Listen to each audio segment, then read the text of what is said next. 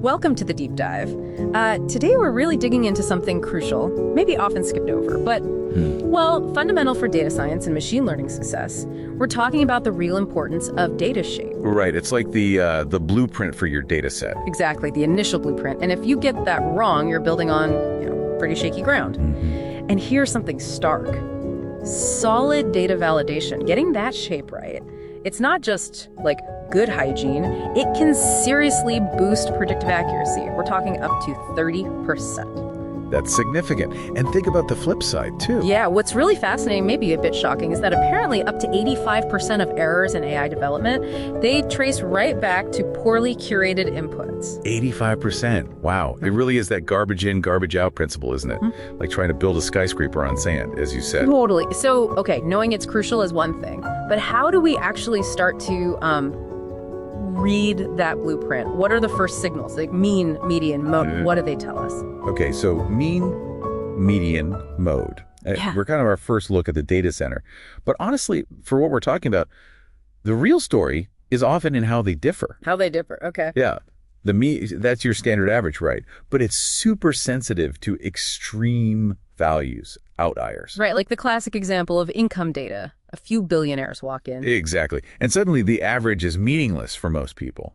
That's where the median shines. It's just the middle value when you line everything up. So it stands firm against those outliers. Gives you a much truer picture for skewed stuff, like income.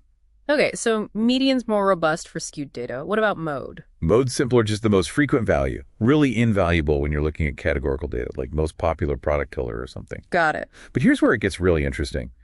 By seeing how these three measures relate, just comparing them, you can immediately get clues about the data shape. Things like skewness, is it lopsided? Kurtosis, how pointy or flat is the peak? Or even multimodality does it have, like multiple humps? And how do you see that visually? Histograms are key. Box plots, too. They make these shapes really jump out at you.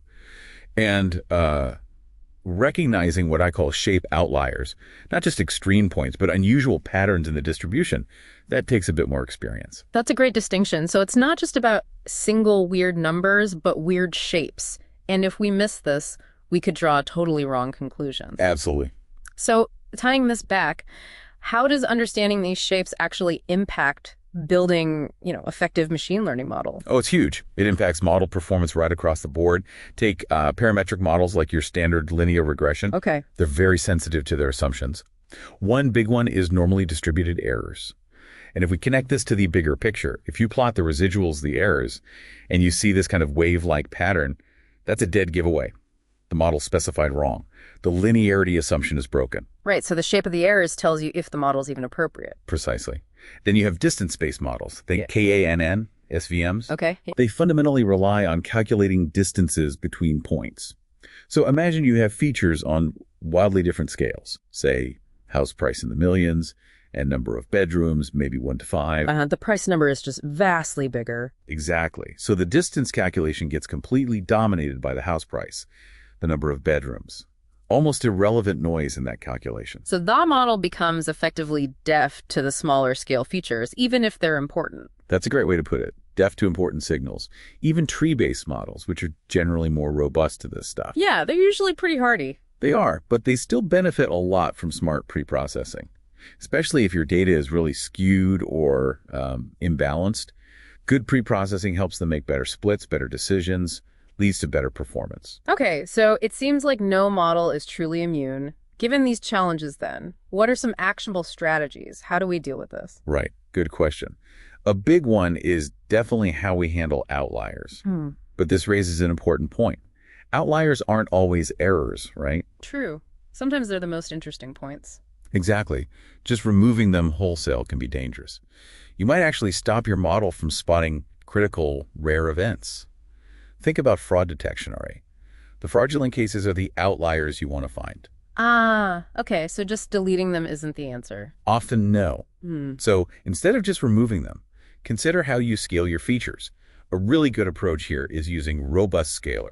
Robust scalar. Okay, what does that do differently? It uses the median and the interquartile range, the IQR, which is basically the spread of the middle 50% of your data. Okay. Because it uses median and IQR, it's way more resistant to being pulled around by those extreme values.